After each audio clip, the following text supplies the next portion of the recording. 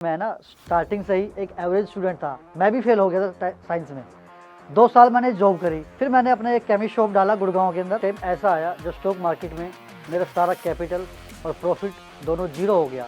लोग डेली अच्छा खासा प्रॉफिट बुक कर लेते हैं। मुझे लगता है मेरी ज़िद और कुछ नया ट्राई करते रहने की उत्सुकता ही मुझे यहाँ तक लेके आई है। अपनी ज़िद को अपने अच्छे के लिए यूज़ करो।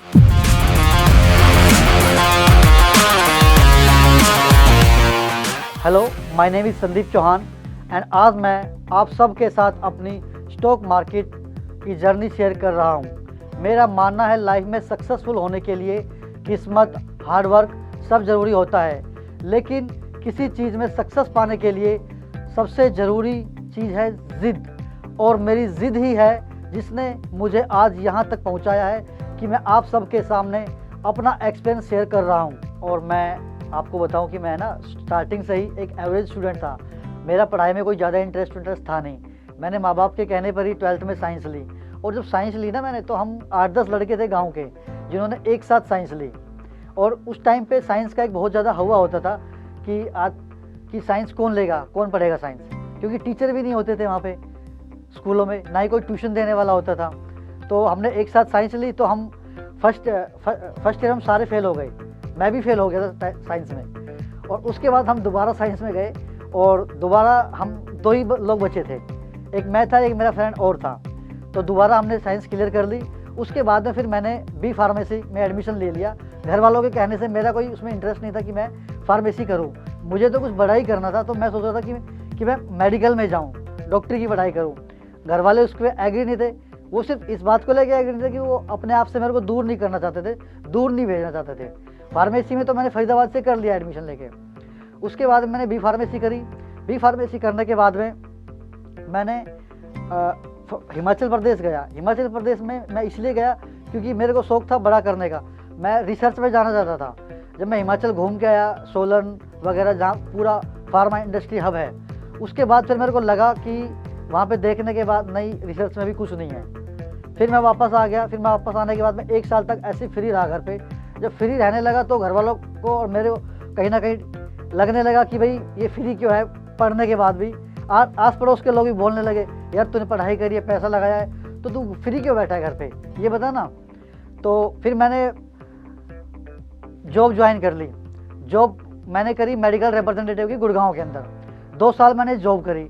उस जॉब करने के साथ साथ मेरे को लगा कि मैं फार्मा इंडस्ट्री में ही कुछ सोचने लगा कि इसी लाइन में मैं क्यों ना कुछ आगे बढ़ाऊँ। फिर मैंने अपना एक केमिस्ट शॉप डाला गुड़गांव के अंदर। उस केमिस्ट शॉप के साथ साथ में मैंने जॉब भी चलाई 2 महीने लगातार। फिर मेरे को जॉब चल नहीं रही थी, तो मैंने जॉब से रिज़ाइन दे दिया और पूरा टाइम मैंने केमिस्ट शॉप पर स्टार्ट किया। उसके बाद में मैंने फिर अपनी एक शॉप डाल ली, एक हॉस्पिटल के अंदर शॉप डाल ली। फिर उसके बाद में फिर मैंने अपनी एक शॉप डाल ली। जब मेरी 3-4 शॉप हो गई तो मेरे को लगा कि हाँ, हम इस लाइन में भी कुछ आगे कर सकते हैं। और मैं अपने इस चेन को आगे बढ़ाने के बारे में सोचने लगा। और मैं सोचने लगा कि इसी को ही आगे डेवलप करते हैं, बड़ा करते हैं इसी में। फिर मेरे एक फ्रेंड है निरुत्तम शर्मा जी।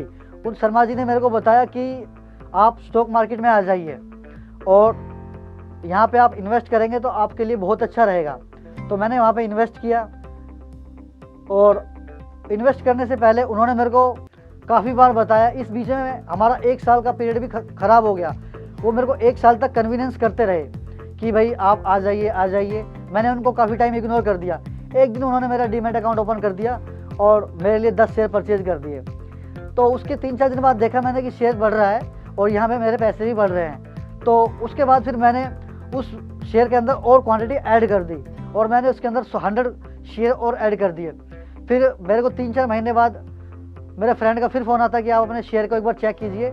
और मैंने वो चेक किए तो वो डबल से भी ज़्यादा हो गए थे। और डबल से ज़्यादा हो गए थे तो मेरे को लगा कि हाँ, यहाँ पे हम काफ़ी कुछ कर सकते हैं और यहाँ पे करने के लिए काफ़ी कुछ है। फिर हम उसमें क्या करने लगे, स्टॉक मार्केट के अंदर इंट्राडे करने लगे। जब इंट्राडे करते थे तो हमारा डेली का हम प्रॉफिट बुक करते थे उसके अंदर। जिस दिन प्रॉफिट नहीं आता था हम उसको कैरी फॉरवर्ड कर देते थे, होल्डिंग कर देते थे। फिर स्टॉक मार्केट में करते करते हम फिर ऑप्शन ट्रेडिंग के अंदर आ गए।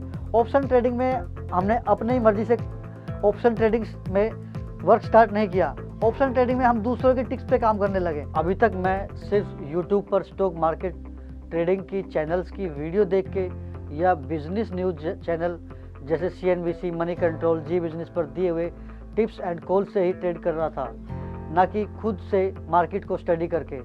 देन आई रियलाइज्ड कि स्टॉक मार्केट में ट्रेडिंग करने के लिए स्टॉक मार्केट को समझना एंड खुद से फ्यूचर मूवमेंट को प्रेडिक्ट करना कितना ज़रूरी होता है। फिर मैंने खुद से ऑप्शन ट्रेडिंग और उसकी स्ट्रेटजीज जैसे स्ट्रैंगल, स्ट्रैडल, इनके बारे में पढ़ा और मार्केट को खुद से एनालाइज करना स्टार्ट किया एंड इसका असर मुझे ट्रेडिंग में देखने को मिला और आज मैं कंसिस्टेंटली प्रॉफिट बुक कर पा रहा हूँ।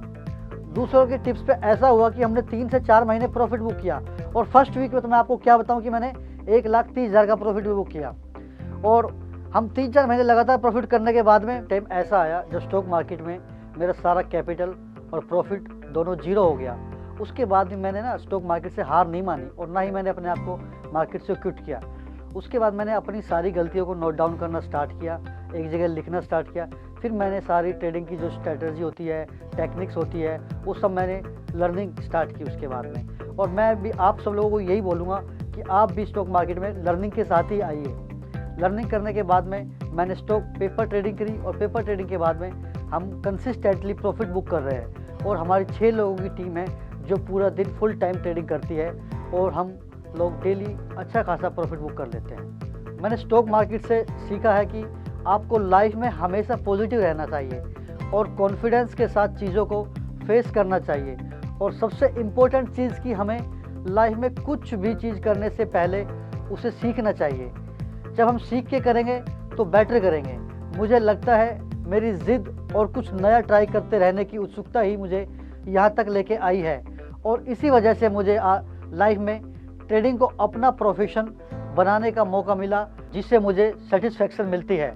सो आखिर में मैं आप सबसे यही कहूँगा कि अपनी जिद को अपने अच्छे के लिए यूज़ करो और लाइफ में रिस्क लेने से मत डरो और लाइफ में कुछ भी करने से पहले उसको सीख ज़रूर लो और जो भी कुछ करना है वो सीख के करना है। Trade what you see, don't trade what you think. Thanks for watching the video. If you also have an inspirational story and want to share it on our platform, then write to us at theaittalks@gmail.com or you can fill the form given in the description below.